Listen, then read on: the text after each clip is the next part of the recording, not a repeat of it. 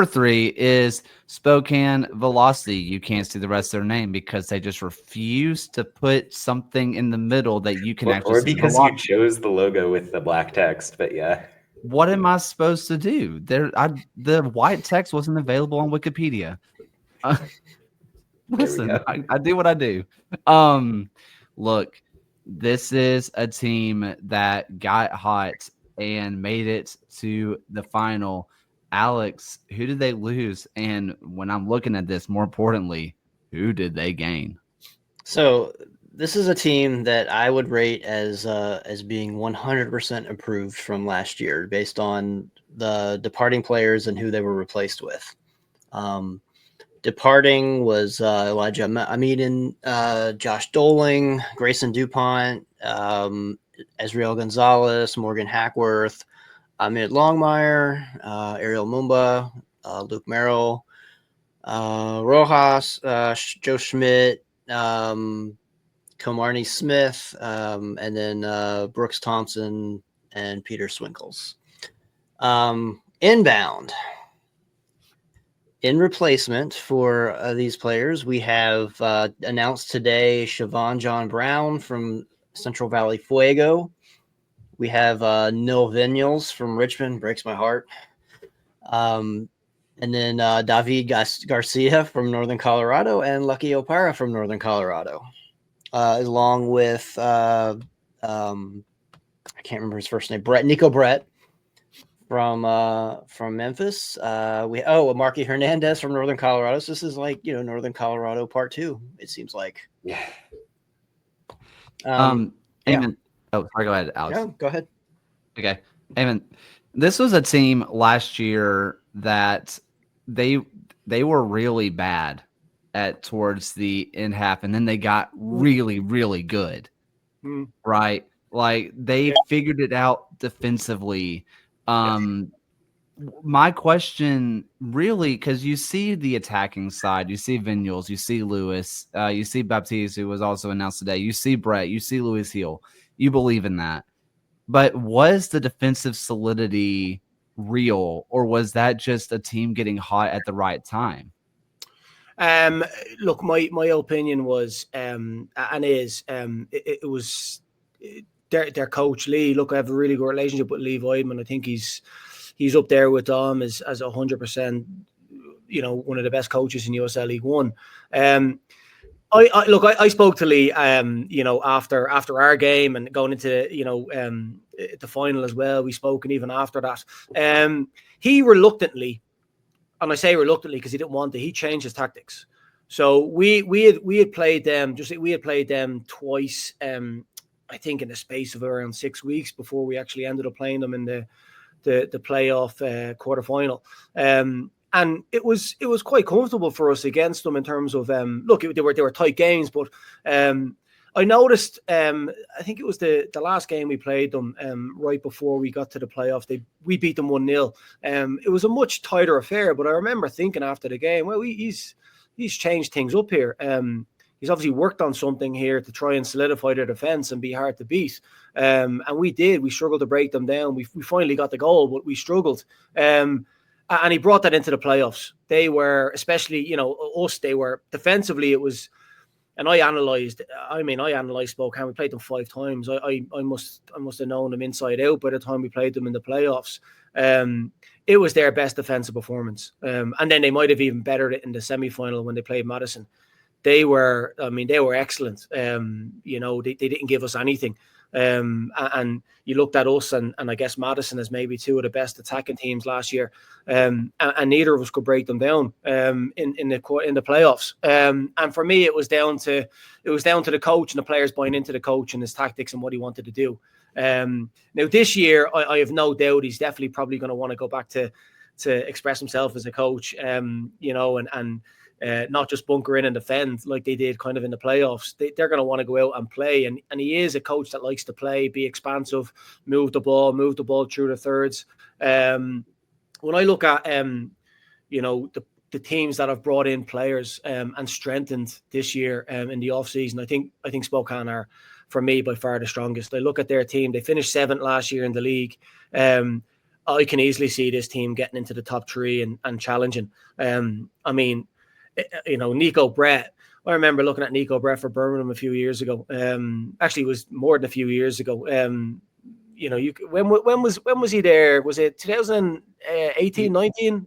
He was there 19 and 20, and then he went to New Mexico in 21, and then 22, 23, he was back in Birmingham. Yeah, I remember watching him 1920, the 2019, 2020 season, and he was one of my favorite strikers actually to watch in the USL Championship. I thought he was just a goal scorer, good movement, good finisher, and if he can bring anything, anything of his I guess former self last year, he mightn't have obviously injured and played as much as he wanted to, but if he can rekindle any kind of form, I mean, he would be my bet on. If somebody said to me right now, pick a golden boot, I'd choose him.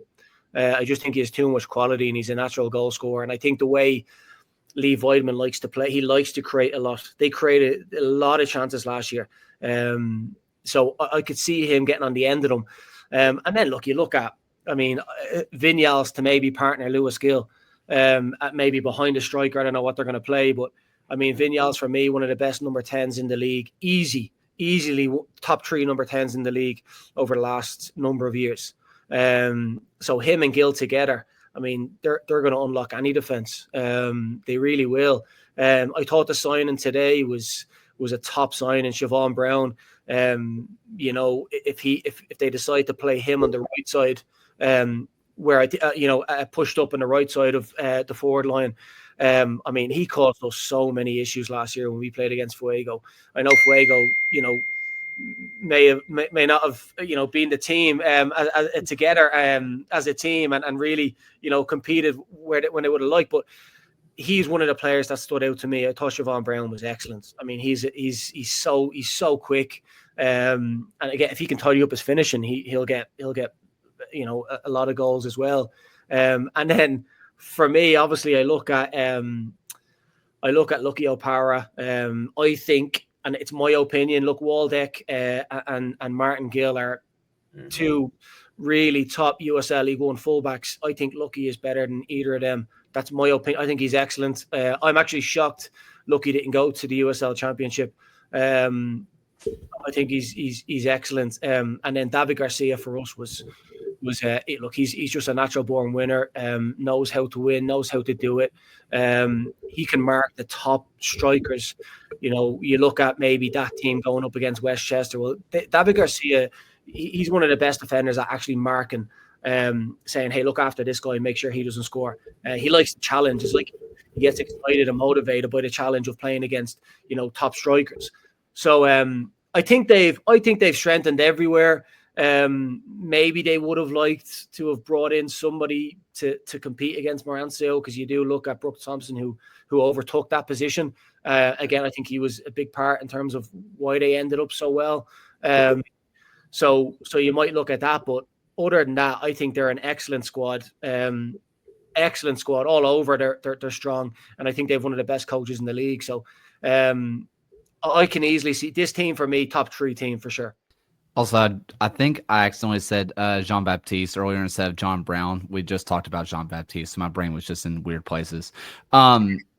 Yeah, honestly, I mean, I think you laid it out perfectly. Does anybody have anything they want to add on to this? Because I think you absolutely killed it. Anybody else have anything for this one? I think the point about the style is kind of the big thing here, where Spokane absolutely had to adapt, really get away from that hyper-possessive game, driving through the middle that Lee wanted to integrate early on last year. And clearly it did the job, but he has DNA. He has a philosophy as a coach. You talk about Neil Vigneault in particular, like that's a signing that fits so perfectly with the template of soccer that he wants to integrate in Spokane. I'm thrilled to see the talent they've put together. You have to figure it's one of the higher budgeted teams in the league, just looking at that squad. But yeah, for me, they're the favorite. I think looking at the shape of the league in general, Spokane feels like the strongest, the team with the maybe clearest vision as well. Yeah, this is the team that got a taste, and they're all in. Yeah, my only thing tactically there, John, with is for me, again, you go back to the styles, and again, I really do think that Lee Weidman, I know he's from speaking to him again, I know him so well, he has a style that he wants to play, and at times they did it a lot. I remember looking at them last year, first half of the season. At home they played at this kind of style, and it would produce really positive results. But then away from home, they played the exact same style. I look at that team, and the only it's not even a question mark. It's just transitions. Will they get caught in transition?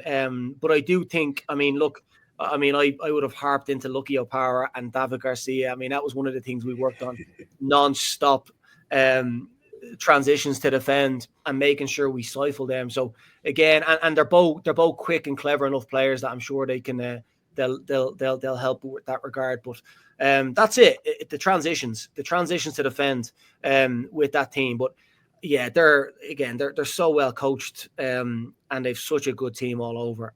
I mean, you can't not look at this team and say they're going to really challenge, to be honest.